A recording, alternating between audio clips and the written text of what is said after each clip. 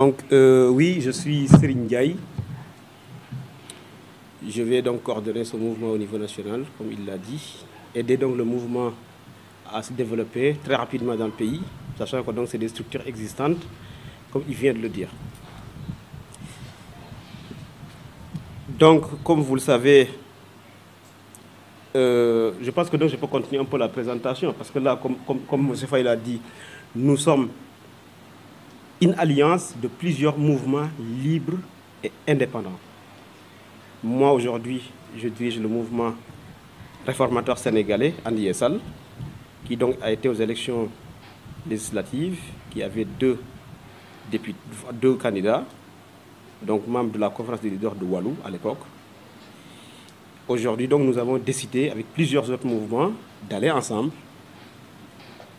de créer cette nouvelle alliance pour le changement. Une alliance, comme vous le constatez, constituée de jeunes gens talentueux, de cerveaux puissants, qui ne sont pas tout simplement, bien évidemment, des jeunes à la tête vide, des jeunes frustrés qui réclament, mais aujourd'hui donc, des gens qui ont exercé au plus haut niveau des responsabilités, aussi sont dans l'alliance, et qui ont décidé en fait d'aider le pays à en tout cas se positionner clairement pour ce XXIe siècle.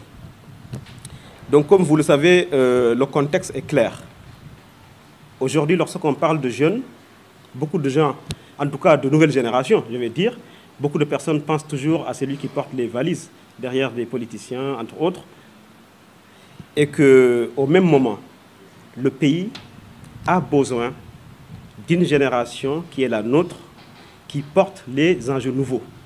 Ces enjeux nouveaux, tous les pays du monde essaient de les maîtriser. On peut, par exemple, parler de l'économie mondialisée, par exemple. Nous sommes cette génération de la mondialisation, cette génération qui connaît la mondialisation. Nous sommes cette génération du monde connecté. Nous sommes cette génération qui, en fait, porte aussi la révolution numérique. Cette révolution qui est donc, en quelque sorte, la troisième révolution anthropologique, la plus importante de l'histoire. Donc c'est nous, cette génération-là, qui la porte. Donc si cette génération est écartée de la gestion publique, notre pays ratera clairement son entrée, l'entrée en tout cas du XXIe siècle par la grande porte. Donc nous sommes là, pas justement, comme certains l'ont fait avant nous, essayer justement d'intégrer des jeunes dans les instances de décision ou de simples postes politiques ridicules. C'est pas ça. Et ça, je peux vous l'assurer. Personne sur cette table, personne dans cette assemblée n'est là pour ces postes politiques ridicules, je me répète. Mais nous sommes là pour aider le pays à se redresser, pour aider le pays à constituer un programme de gouvernement qui, en fait, s'inspire des véritables défis du pays. Des véritables défis. Vous savez aussi autre chose. Nous sommes à une période décisive de la vie du pays. Une période, en fait, notre génération n'aura pas la chance de celle de nos parents et de nos grands-parents. Eux, ils vivaient dans un pays, justement, où il y avait beaucoup de marge de manœuvre. Le pays avait énormément de ressources, énormément d'espace, énormément de travail pour tout le monde. Aujourd'hui, nous sommes plus de 17 millions. Nous n'avons plus assez de travail. Le chômage de masse est là. La grande pauvreté, la précarité généralisée. Les jeunes gens, la quasi-totalité, 300 000 jeunes arrivent sur le marché du travail et le pays ne crée pas assez d'emplois. Ces jeunes gens, ceux qui ont le travail très souvent, ont des contrats vraiment précaires, des contrats extrêmement précaires, des salaires qui ne répondent pas forcément aux besoins qu'ils ont, des fins de mois très difficiles, des contrats fragiles. C'est pour tout ça que nous nous sommes engagés. Nous avons vécu toutes ces histoires. Nous les avons portées. C'est nous qui devons porter ces changements-là, en fait. C'est pour ça que nous sommes là.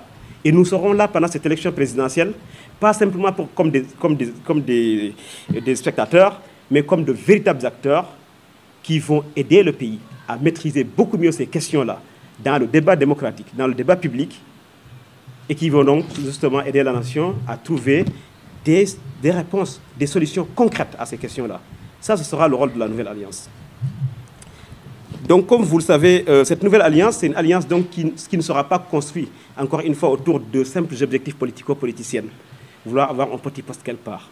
Si c'était ça, je pense que chacun de nous avait la possibilité depuis des années Depuis des années, nous pouvions avoir des postes politiques. Mais nous avons décidé, en fait, ensemble, de travailler, d'aider le pays, que le pays comprenne mieux. Le pays, en tout cas, se maîtrise beaucoup mieux certains enjeux. Donc, cette alliance est faite autour, je pense que c'est l'un des messages phares que nous souhaitons que tout le monde retienne, c'est que cette alliance est faite autour d'objectifs concrets de développement et de grandes réformes.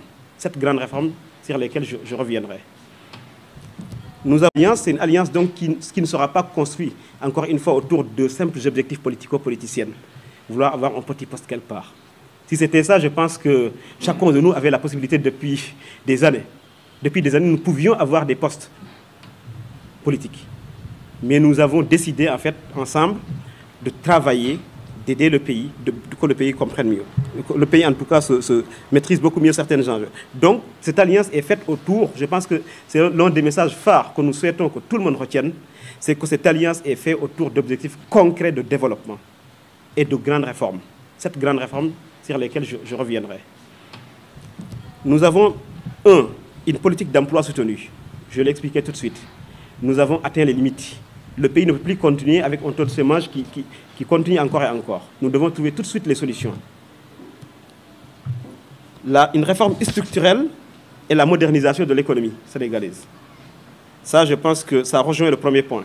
Il faut tout de suite des réformes de grande ampleur pour aider le pays à, en tout cas, exciter certains des secteurs productifs qui vont créer des emplois en masse pour cette génération, pour ces millions de jeunes gens. Nous avons un accès aux services sociaux de base. Je pense que nous ne pouvons plus nous contenter d'être un pays où certaines personnes n'ont ni électricité, ni eau. C'est plus possible. C'est plus possible.